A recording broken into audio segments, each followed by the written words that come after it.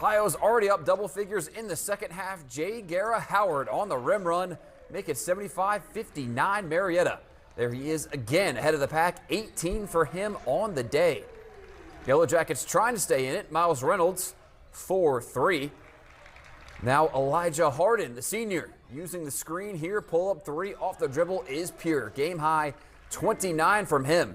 Look out below. Isaac Hodges cleared for liftoff. Takes a hard fall. He would be okay, though. Working hard in the post. Mason Wisniewski somehow gets that one to fall. 19 and 10 for him. Nice footwork here from Jake Singleton. Falling away. He hits the jumper. 84-66 now.